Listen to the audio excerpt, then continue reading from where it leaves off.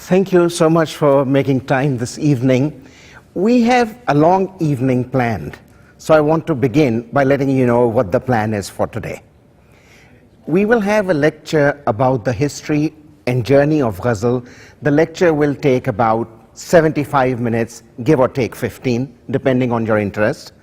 Then we'll have a little break, and after that we'll have a live performance of Ghazal by one of the finest Ghazal singers of our time, Tahira Syed. A few of you may know her, a few of you may have parents who know her, okay? So let me begin by sharing with you the agenda for today so that we make sure that that is what we are interested in. I want to begin by talking about Urdu poetry. Then I want to talk a little bit about Ghazal, its structure, its content, its history, its evolution. A little bit about classical Indian music, the singing of Ghazal, the styles of singing Ghazal, and major Ghazal singers of our time. Does this seem okay? And I'm going to speak in English because I'm assuming not everybody knows Urdu and Hindi. Is that a safe assumption? Okay. Sorry, just a mic turn over there, sir. Oh, kar diya hu. No, it's not going to work. I'm sorry, yeah. Okay, the mic is not on? Yeah. I thought I did. You have to turn it on. Yours on. Okay, so let's. Okay. Okay. Let me try the other one. Hello? Emerson? Okay, it's on now. Whatever I said so far wasn't important anyway. So, okay. Now, one of the things that I always talk about is when we look at the culture of South Asia, specifically India and Pakistan, two things are very important elements of the culture. One is music and the other is poetry. They have a long, varied, very rich and vibrant history.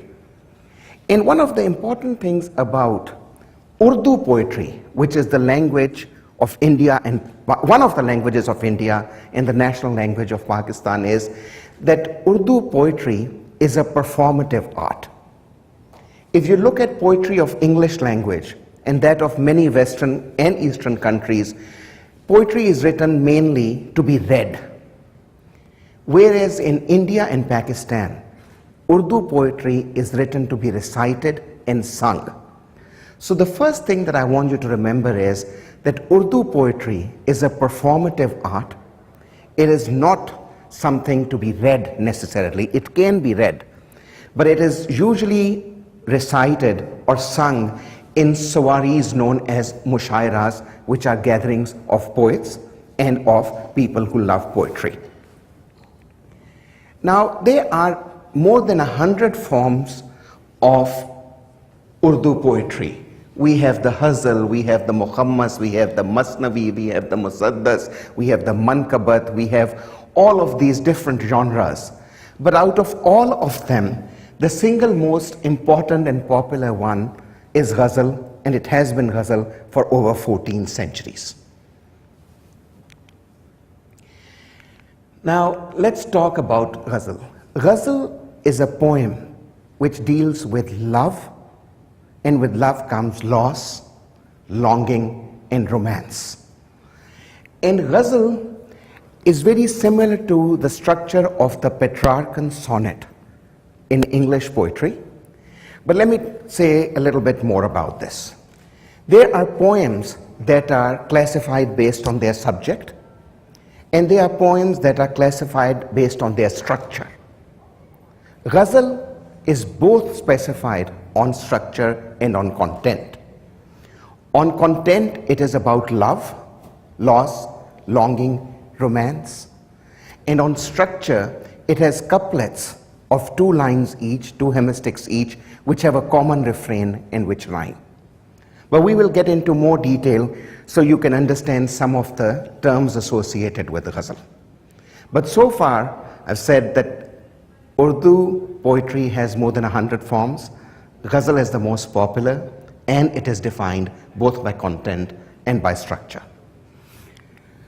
So Ghazal has its origin in 7th century Arabia. 1400 years ago, there was a form of an Arabic poet poem known as Qasida. And Qasida had three parts: Naseeb, Rahil, and Qasida.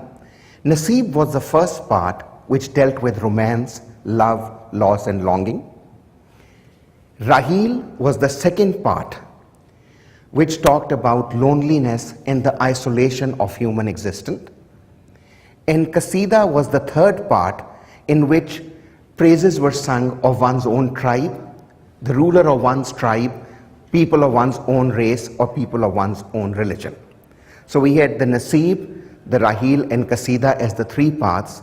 And the Naseeb started evolving into a separate poem, which came to be known as the Ghazal. The evolution started in the Umayyad period. There were 4 caliphates after the Prophet Muhammad. This was the second caliphate, and continued until the Abbasid period. So it was over a few hundred years that the Naseeb got separated from Qasida and became Ghazal. Now, Ghazal at that time used to have 4 main topics. The first one was Udhari. Udhari means courtly love, where you talk in terms of romance and praise your beloved. It's courtly, it is very romantic, it's very florid, it is very flowery in language.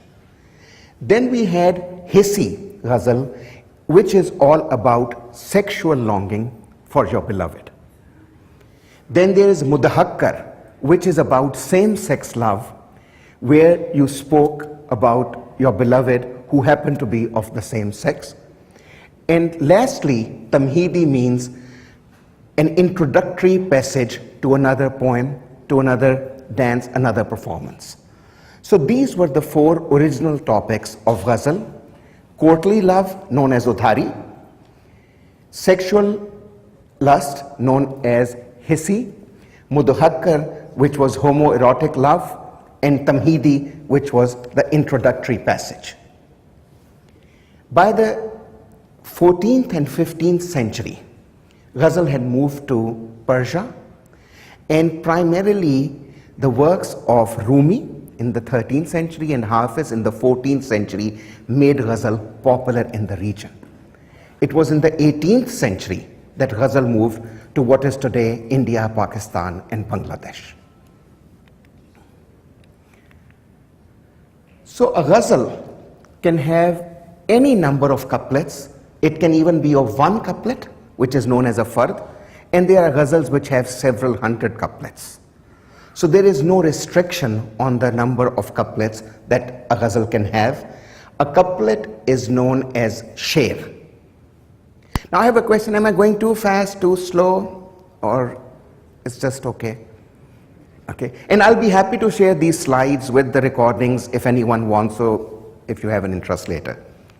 Okay, and some of the major poets I have listed here. The first major poet of Ghazal was Hazrat Amir in South Asia, was Hazrat Amir KHUSRAU in the 13th century, and then we had Quli Qutb Shah, who made the first collection known as Diwan of Ghazal, followed by Wali Dakkani, all the way to Jigar Muradabadi in the 20th century.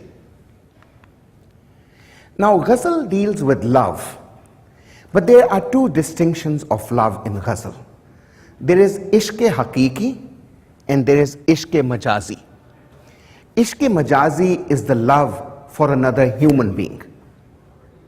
Ishq-e-Haqiqi is the love for the Creator, the God, the Bhagwan, anyone that you worship. As Sufism became popular in the region, the distinction between Ishq-e-Haqiqi and Ishq-e-Majazi became blurred. And there are a lot of couplets, some of the best ones, where I may feel that something is about Ishq-e-Haqiqi, you may feel it is about Ishq-e-Majazi, you may feel it's about Ishq-e-Haqiqi. So the best poetry leaves that part ambiguous and lets the listener decide based on his intellect, his emotional makeup, his education, his age, his maturity, his personal setup, what he wants to take out of the love. Is it the love for another person, or is it the love for the Creator?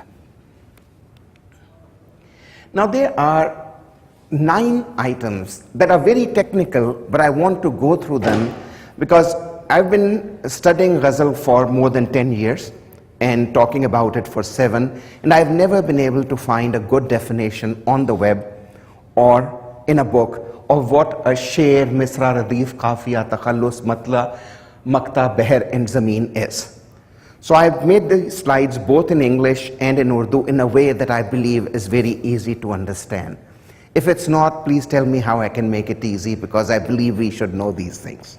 Okay? So the first thing is, a sher is a couplet.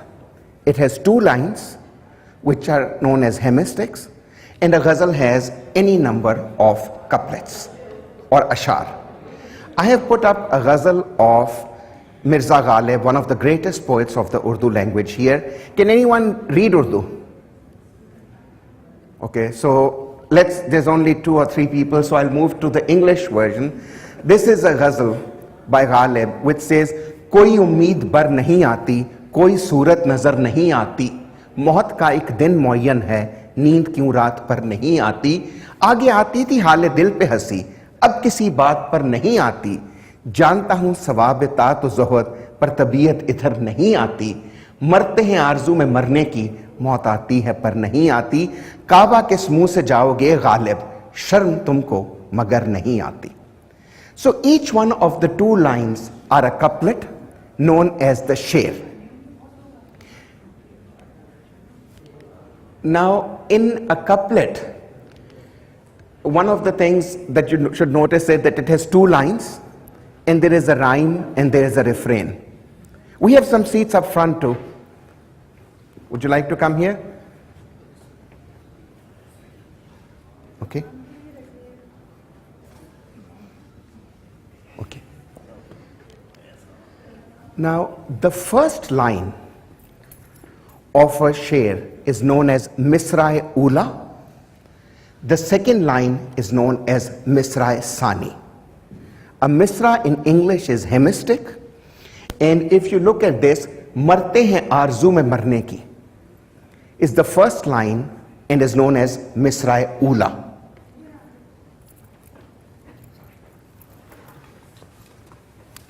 Okay, and the second line of a sher, Maut aati hai par nahi aati, is known as Misra Sani.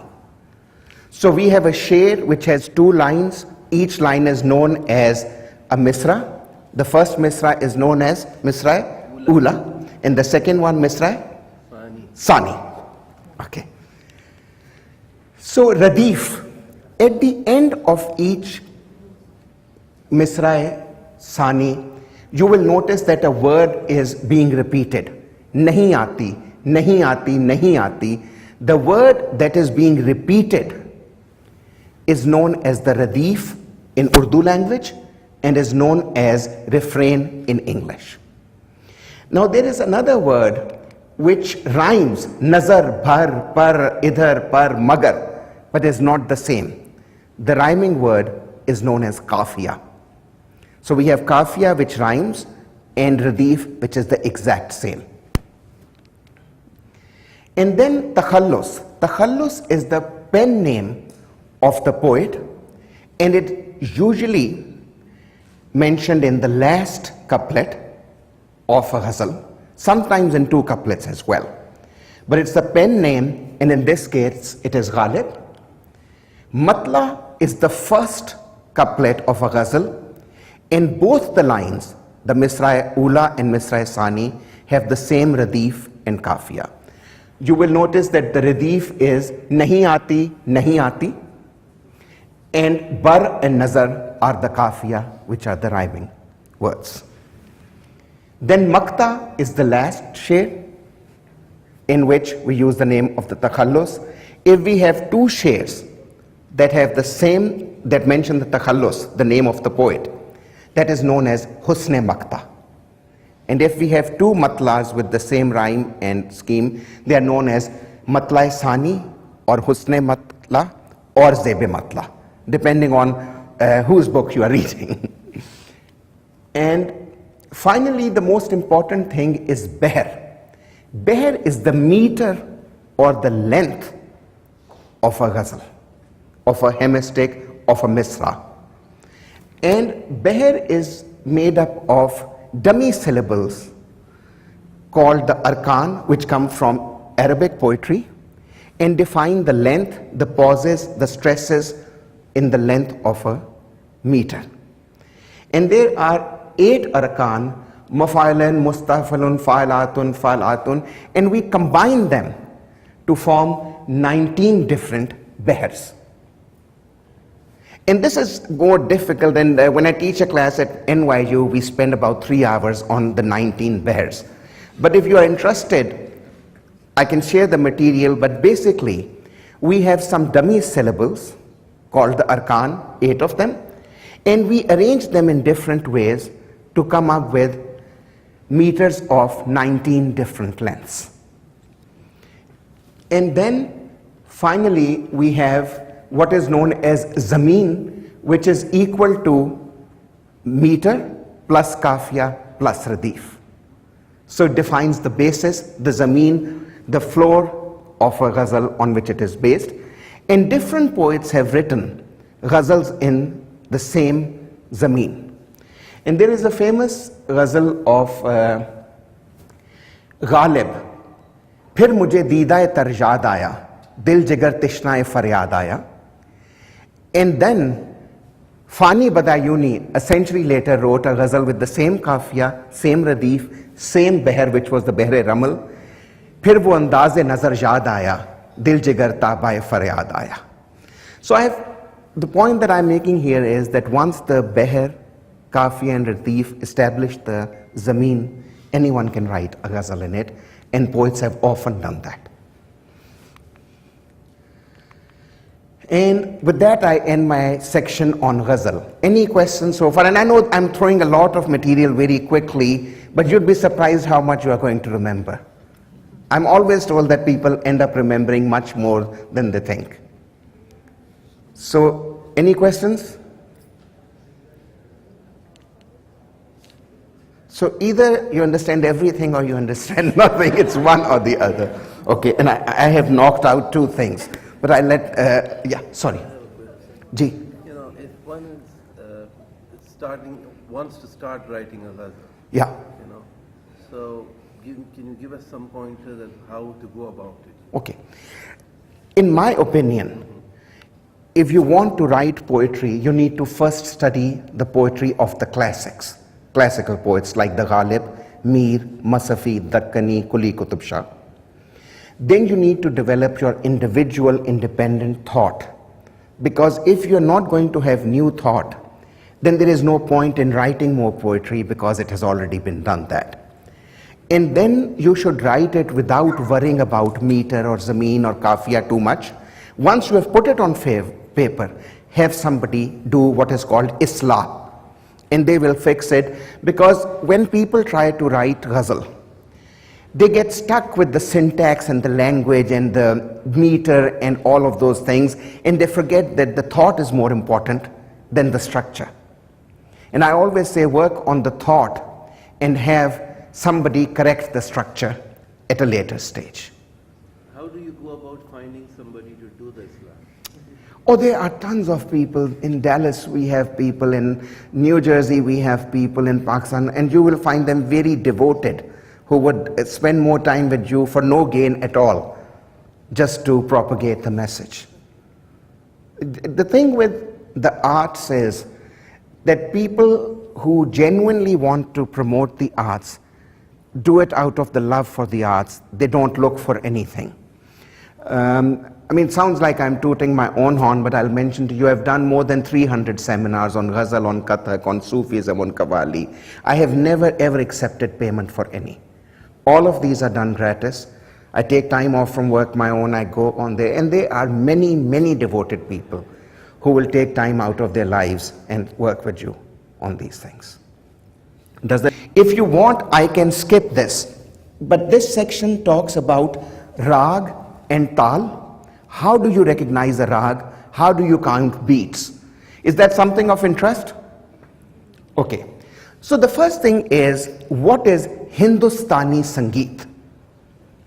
Hindustani Sangeet is the music of the region around the Indus River, or more specifically, northern India and Pakistan. As opposed to Hindustani Sangeet, we also have Carnatic Sangeet, which is the music of southern India. So we are going to talk about Hindustani Sangeet, and Hindustani Sangeet has two basic elements, Sur and Raag, which is the melody, and Le and Tal, which is the rhythm. So let's talk about both. Sur is a note of music, Sa, Re, Ga, Ma, Pa, Dha, Ni, Do, Re, Mi, Fa, So, La. As we go from Sa to Re, the frequency goes higher, Re to Ga is higher, and as you can see, as we move from Sa to Ni, the frequency becomes higher. Now, do we have any engineering students here? What is the doubling of frequency? An octave. Yep. And this whole 7 notes are known as an octave because from one Sa to the next, the frequency has doubled. And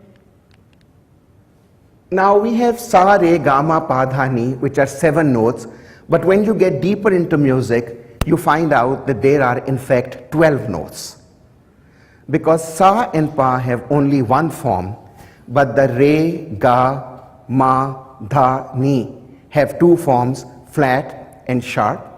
And so 5 times 2 is 10, and then Sa and Pa, we have 12 notes. And that is why we have black and white keys. So let's go from left to right. Left Sa, because it only has 1 natural frequency. Re has 2, the lower and the higher. Ga has 2, Ma has the lower and higher, Pa there's only 1, Dha has 2, and Ni has 2. Now one thing that is very remarkable here is that Sa, Re, Ga, Ma, Pa, Dha, Ni are not unique to India and Pakistan. 99% of the music all over the world, from Africa to Indonesia to Egypt to Turkey, has the same 12 notes. And it's remarkable that these were developed at a time when people didn't used to travel. You didn't have cars, you certainly did not have ships, you didn't have airplanes, and you normally stayed within a 4 to 5 mile radius of where you were born. So the question is, why and how did the same 12 notes come into being all over the world, from Australia to America to Africa to Asia? Does anyone know the answer? The answer is very simple, and there's been a lot of research on this, and some people do not agree with the thesis that I subscribe to.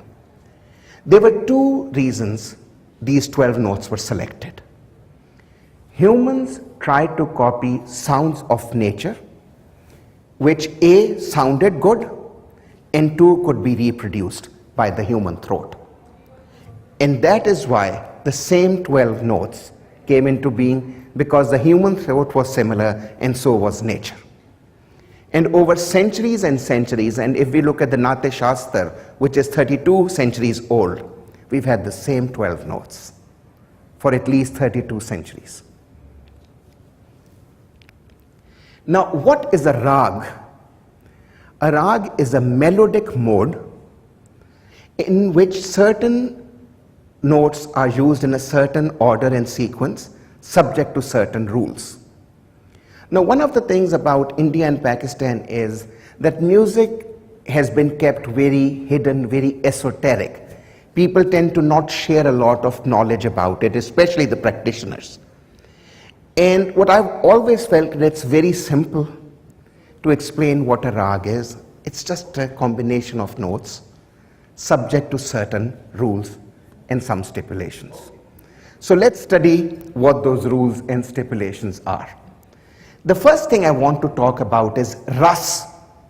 Ras is emotional content. There is a book that was written by Hindu sage Bharat Mani 3,200 years ago, and that book is the foundational treatise of all dance, drama, music of India and Pakistan.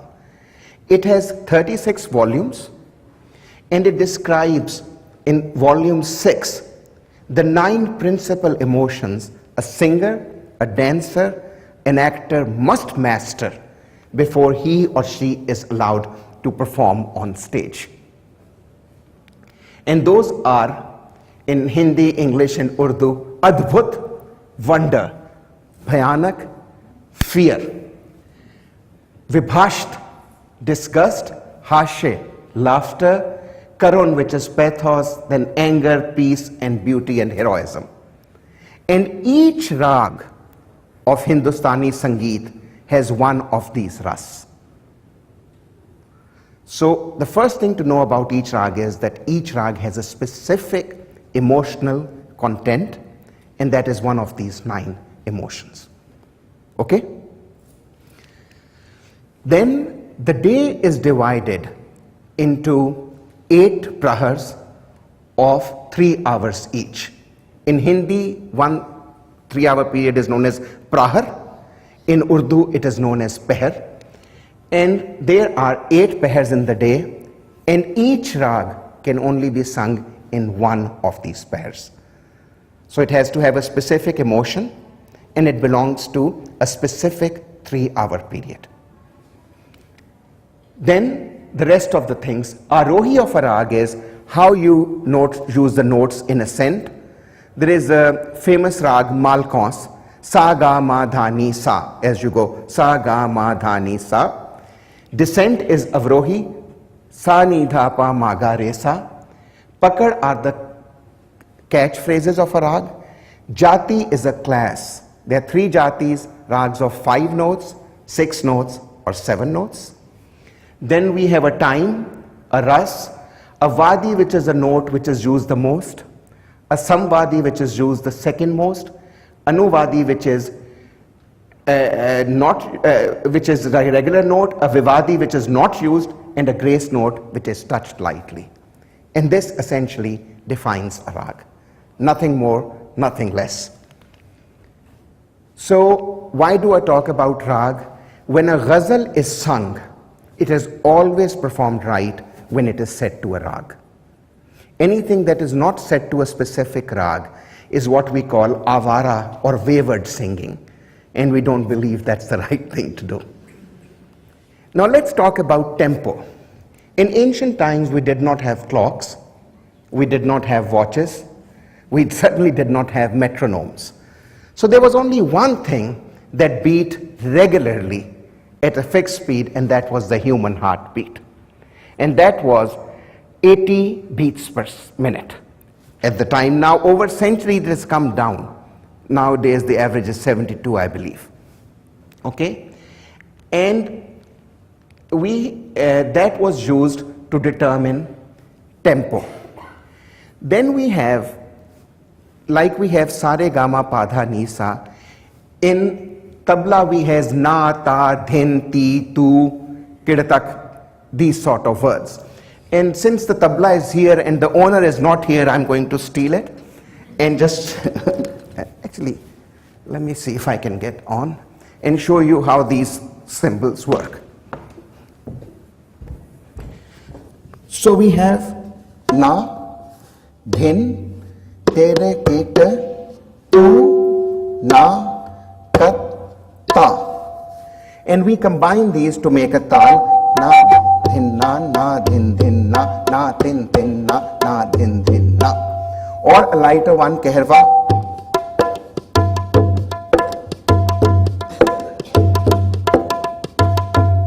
So I'm not a tabla player, but the gentleman who will be here later on is one of the finest young tabla players from Pakistan. We'll have him do a little solo for you. Okay? So that was just me showing a few syllables.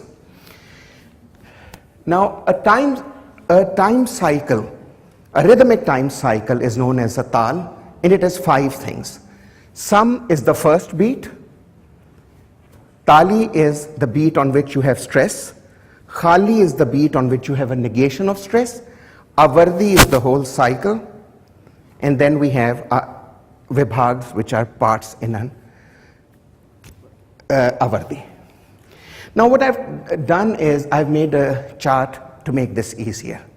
We take a cycle of 16 beats known as TEENTAAL, na din din na din din na tin tin na din din na. So the first beat is the sum, right? Then we have tali at 1, 5 and 13.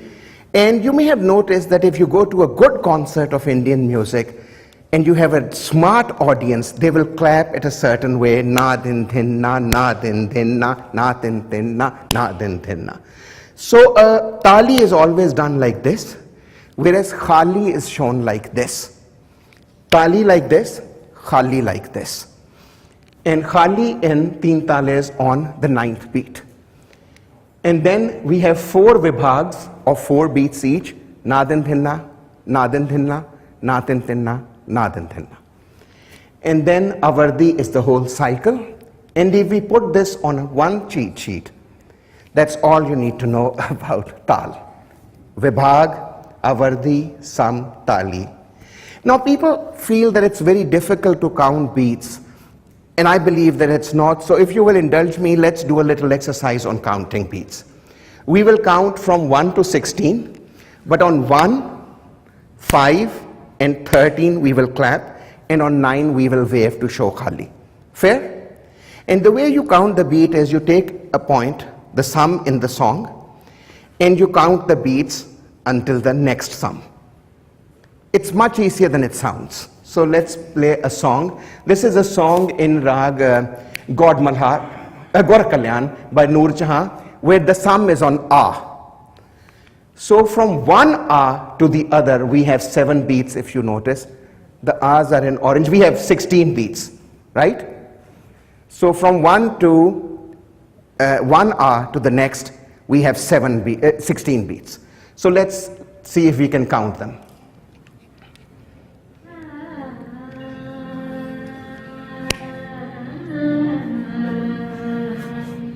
Have I lost everyone yet, or just a few people? No, but this is, no, give me a chance. This is not difficult. Just see, I will count with you.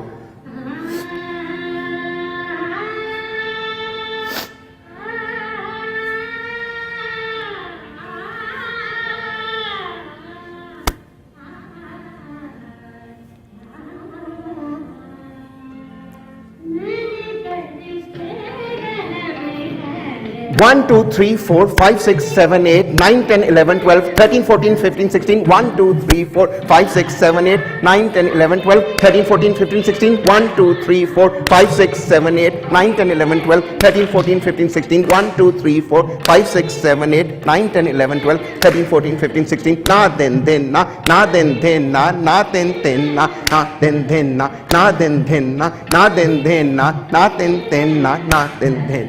Na din din na din din na din din. 1, 2, 3, 4, 5, 6, 7, 8, 9, 10, 11, 12, 13, 14, 15, 16. 1, 2, 3. So all composition is also done in this. For example, na din. Dhatate dhatate dhadate dhagete na gina dhatate dhatate dhadate dhagete na gina aja. So everything has to be done in the 16-beat framework. So the popular tals in Ghazal, there are 3. There is Dadra, which is Dha Tinna Ta Dhinna, Rupak, which is in 7 beats, and then Kehrwa, which is in 8 beats. And a composition in Hindustani Sangeet is known as a bandish. And a bandish has the first part known as Asthai, and the second part known as Antara.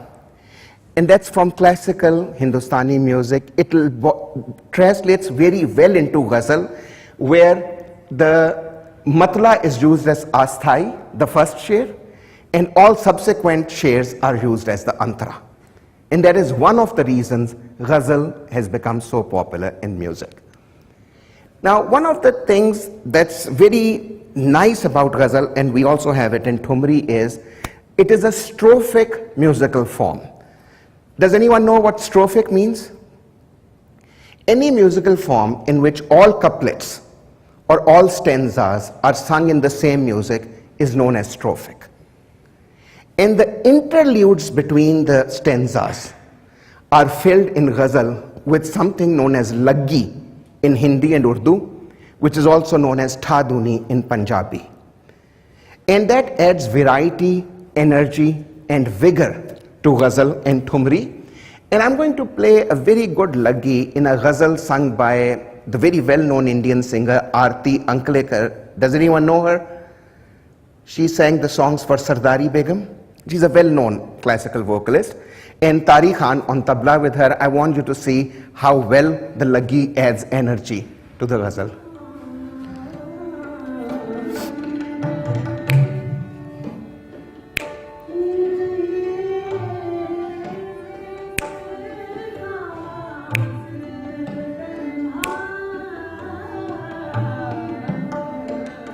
Now this is the laggi beginning.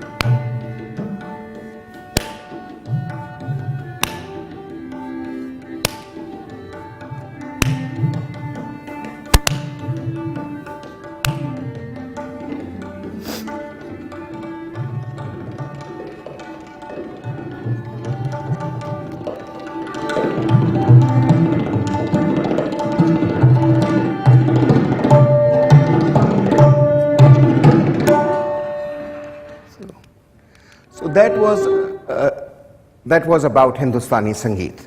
So we have RAAG, which is a combination of musical notes subject to certain rules, and we have Taal, which is a rhythmic cycle, and a Ghazal, when rendered properly, is performed keeping in mind the requirements of RAAG and Taal. Okay, so let's talk about the singing of Ghazal, why it became popular, how it became popular. And although we can see instances of singing a Ghazal as far as the 12th century, it became a proper musical genre in the 18th century. Hazrat Amir KHUSRAU, who was a musician, a musicologist, a poet, a linguist, a politician, a soldier, during the reign of Alauddin Khilji, the second ruler of the Khilji dynasty, was the first one to have composed Ghazals in music, and he trained two ladies, Mehar and Nusrat Khan, in the singing of Ghazal, who are said to be the very first Ghazal singers in this world, and they sang in the court of Alauddin Khilji in the 13th century. Now, it wasn't until the early 19th, late 18th century that Ghazal became a major genre of classical music, of light classical music, and there were four reasons for its popularity: Parsi theatre, NAWAB WAJID Ali Shah's work, the TAWAAIFs, and the record manufacturing companies. So first of all, in the late 18th, early 19th, and 20th century, there were about 20 or 25 major theatre companies that were founded by Parsis in undivided India. These used to mount plays in Urdu, Gujarati, English, and Hindavi, which was the lingua franca of the region. And music was an important part of these theatre music. They would have an orchestra in the pit, and even at the end of the play, the entire cast and crew would come and sing a song, very often a Ghazal, as a farewell song to the listeners. So they made Ghazal popular as a genre of music. Then Nawab WAJID Ali Shah, who was the ruler for 9 years, the 10th Nawab of Awadh, and he was there from 1847 to 1856. He was very fond of poetry, dance, and music. He composed Ghazals, he had compilations of Ghazals, and he had two musicians, Qadir Pia and Sanat Pia, in his court who composed Ghazals as genres of song, music for him. So that was another reason for the popularity of Ghazal. Then we had what I call DUKHTARAN BAAM. Does anyone know what that means? DUKHTARAN BAAM? Dukhtar means daughter. Dukhtaran means daughters, the plural, and BAAM is the first floor or the penthouse. So these are ladies of the night, or courtesans as they say. But one of the important things that I like to mention is that people think a courtesan is a courtesan, but in older times there was a whole science, a theory, a classification. We had the Beswa, Devdasi, Domini, Kanchani, all of these. Do you know the differences? Does anyone know the differences between them? Is anyone interested in the differences? Okay. Now, a beswa is a generic term used for a woman that entertains men to make a living. A devdasi is a Hindu courtesan who is usually given to a temple or to a deity or to the priest, and she spends the life in the temple servicing the deity or the priest.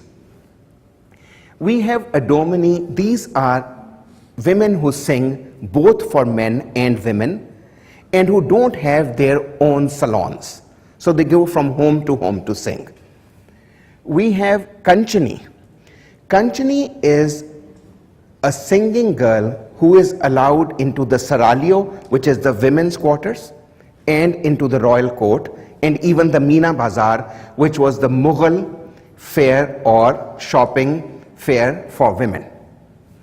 We have Kanjari, which is the lowest class of courtesan that has a tradition and a heritage of being a courtesan, as opposed to a Randi at the bottom who does not belong to a family of courtesans.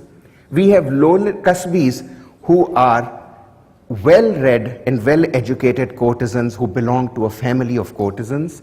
We have Lolanis that are courtesans that come from Iran and only perform in Persian. We have the Nochi, which is a young courtesan in training, a Putariya who is a sex worker, and then we have the Tawaif, which is the highest form of the courtesan who knows cooking, who knows embroidery, who knows poetry, who knows dance, who knows singing, and usually knows 5 to 6 languages. And there are two types of tawaifs, the tawaif and the, What is a mirasni? Mirasani is somebody who, miras is heritage, and anyone who has a heritage. A musical heritage. Any heritage is a mirasi or a mirasnan, but it's a term that has been used, especially in Punjab, as a derogatory term.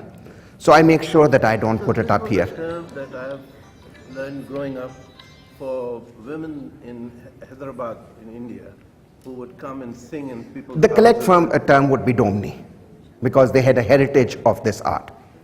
Yeah, but it's a derogatory term, so I don't like to use it. Okay. Now, tawaifs are well-read, well-educated, classy, cultured women who serve the sheikhs, which are the tradesmen, the gujars, which are the herdsmen, the jats, which are the landowners, and the qazis, which are the bureaucrats. But gharanedar tawaifs are the ones who serve the royalty, the elite, and the British Raj. And they used to have it very good until the Suez Canal opened in 1867, when the time to travel from England to India became much shorter, and Christian missionaries started coming to the region.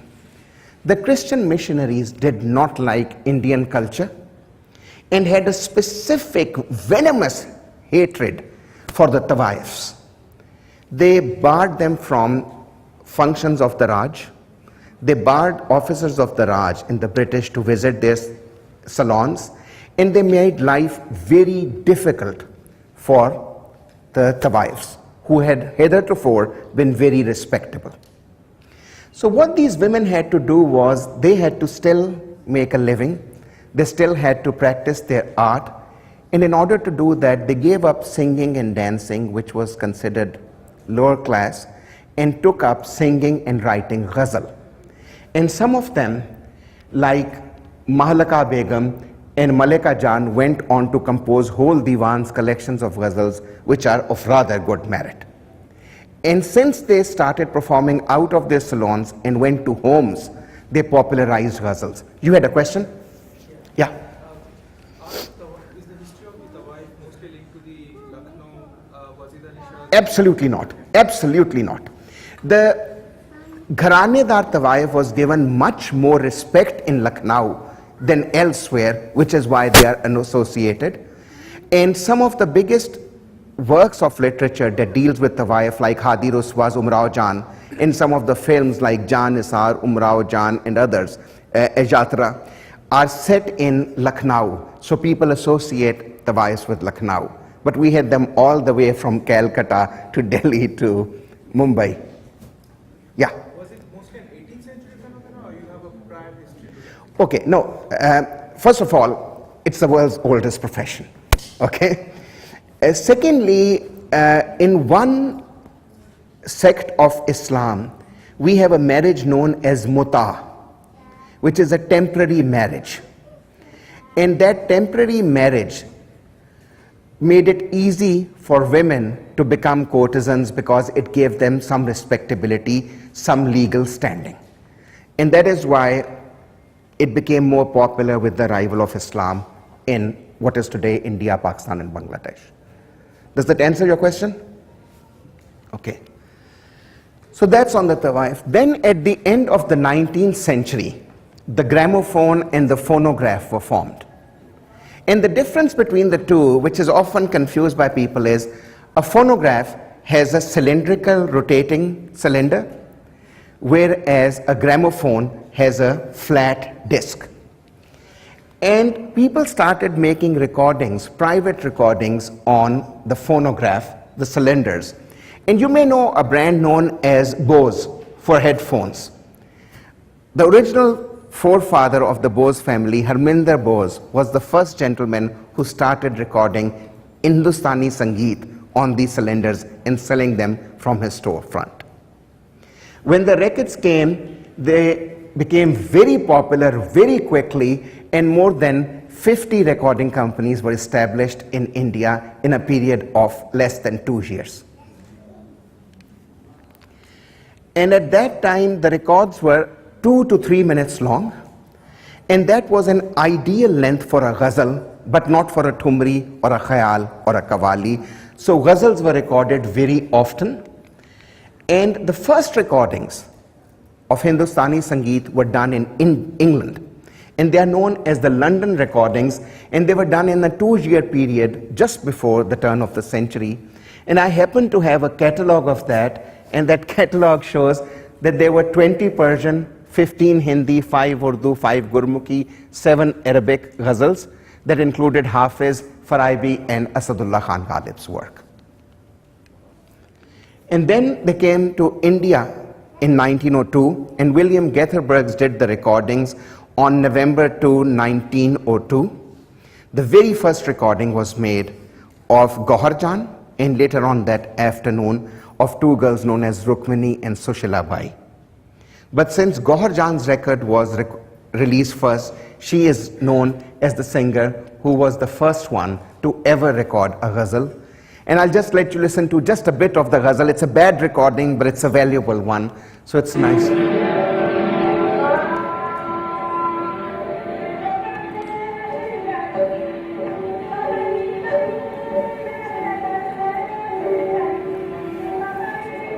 Do you see the conical thing next to her face? That's the microphone of the time. You put your face in it and you sang into it.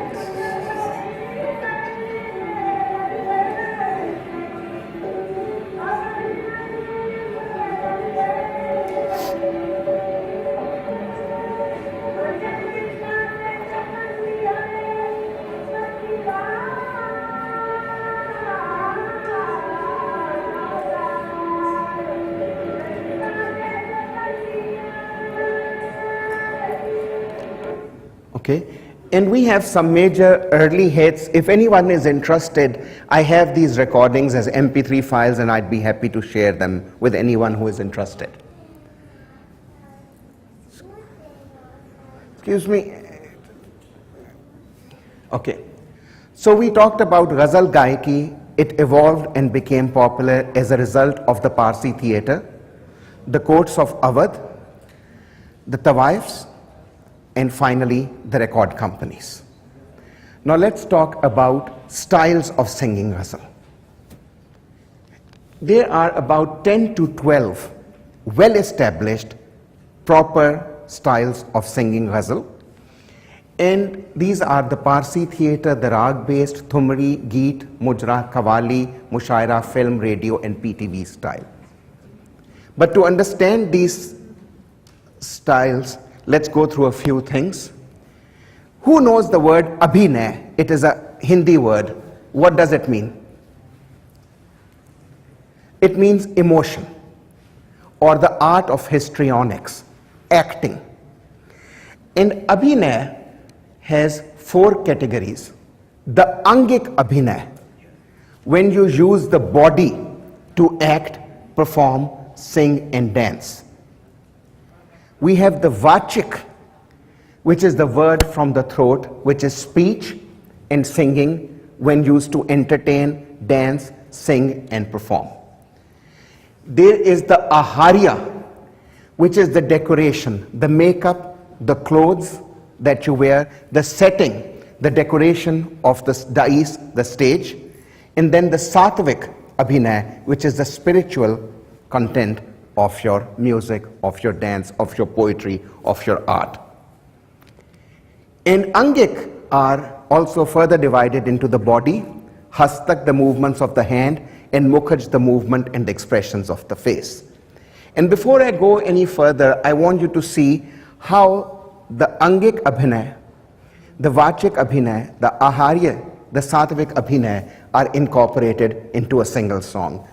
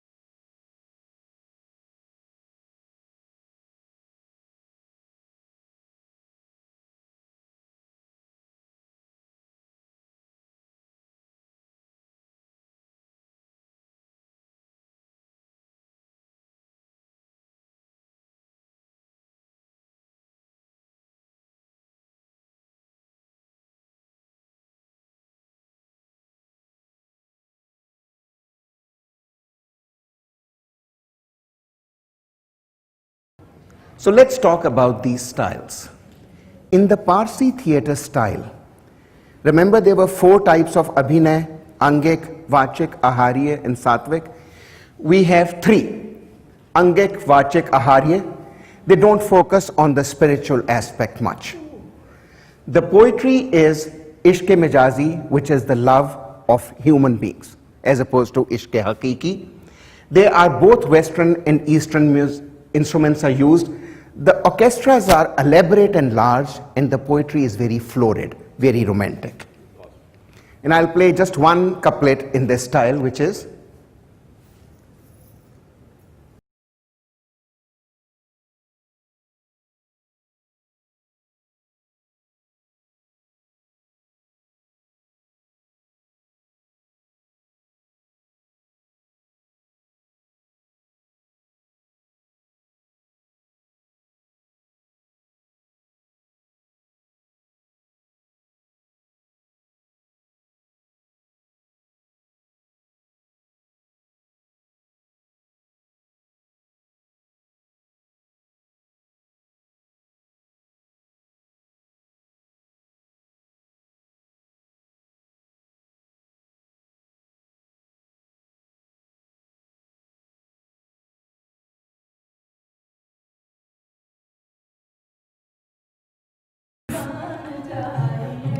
then we have the THUMRI style, in which we have all 4 abhinay.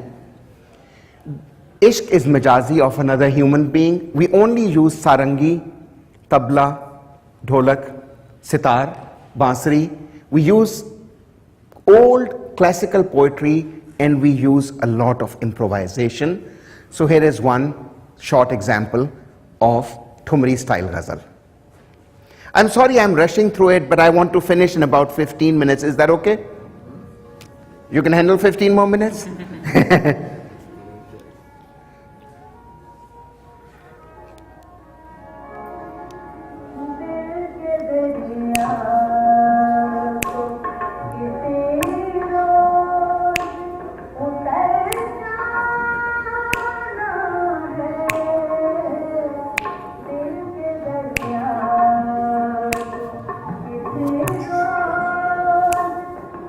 That's a ghazal by Amjad Islam Amjad.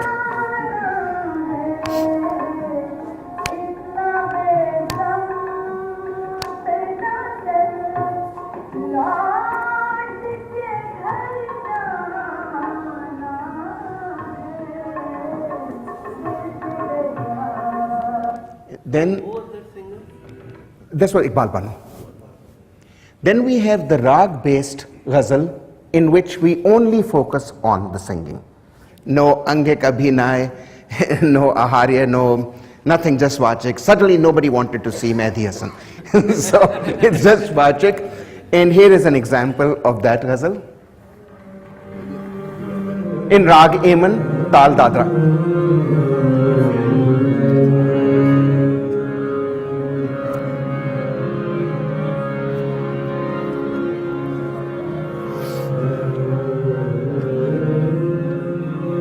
So this is a very famous RAAG, invented and incorporated in Hindustani music by Mir KHUSRAU. Uses all the sharp notes, all 7 of them.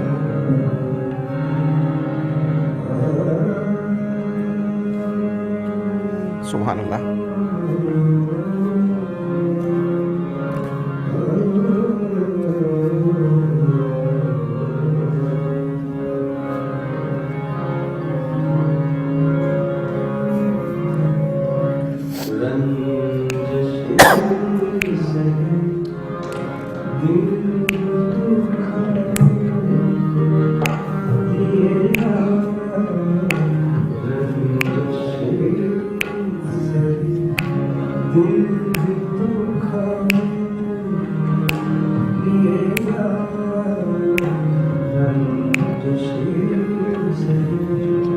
And then we have the GEET style, which is a classical style, where we have Angek, Vachik and Ahbari. We've used both Eastern and Western music. And the lyrics are usually simple and hummable, because if they are hummable, they make the GEET popular. And here is an example, a ghazal being sung by Khurshid.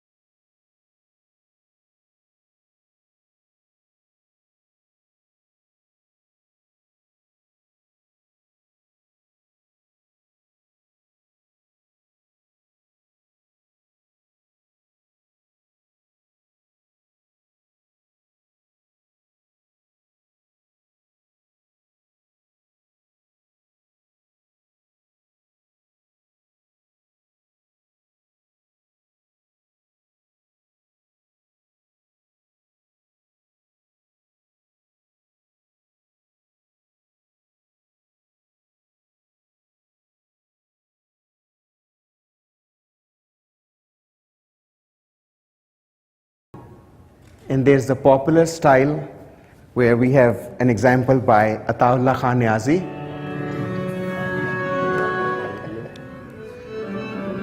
I personally am not fond of this style, but it is so popular that and so many intelligent, well-read, cultured people enjoy it, that it would be unfair to have a presentation on ghazal and not mention it.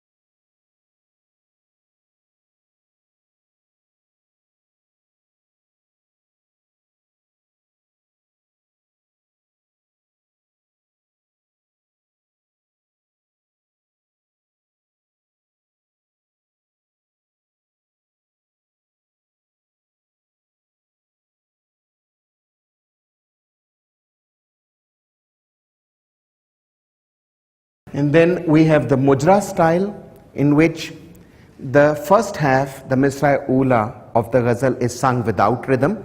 In the second half, we have rhythm. And an example of a Ghazal by Iftikhar Arif, sung by Roshanara Begum.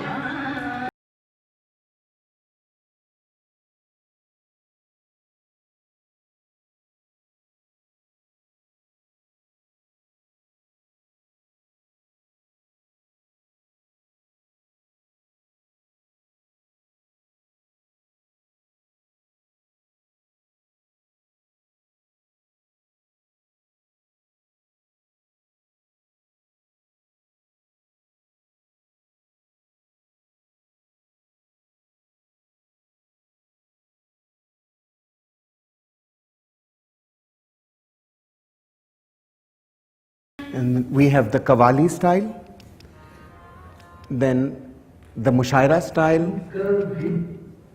Films had ghazals. We had radio.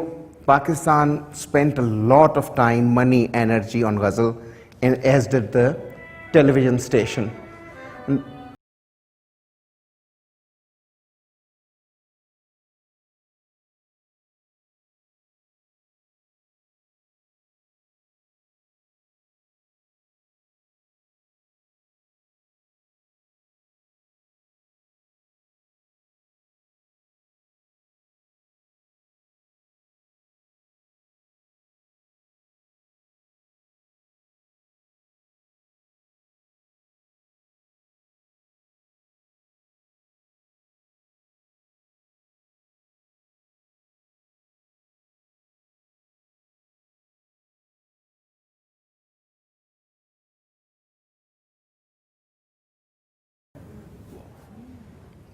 And then there's the TV style.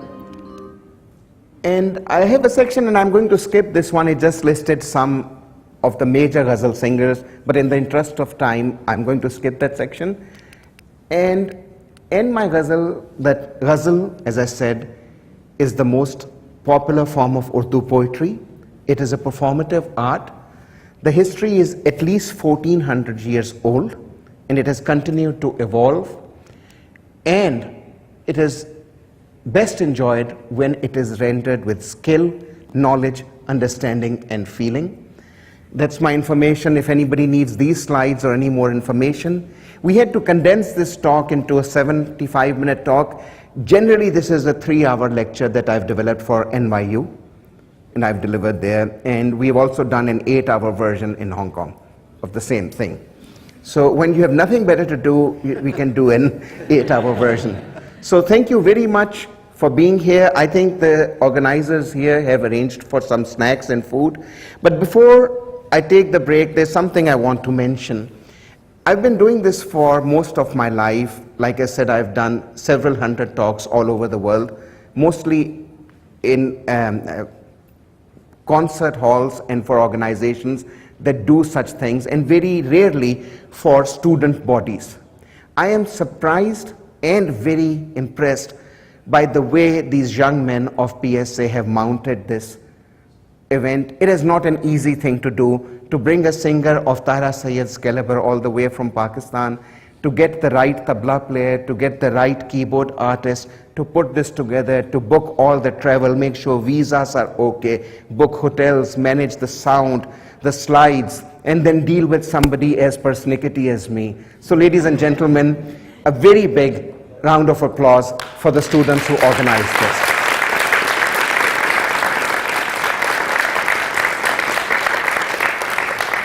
And after the food, we'll have Tahira ji here. She is going to be accompanied by Haroon, who is one of the finest tabla players from Pakistan, currently settled in New York. We have Hanif, who is going to accompany her on the keyboards. And for those of you who have not seen her or heard her, it's a sheer pleasure listening to her perform. Thank you so much for your time.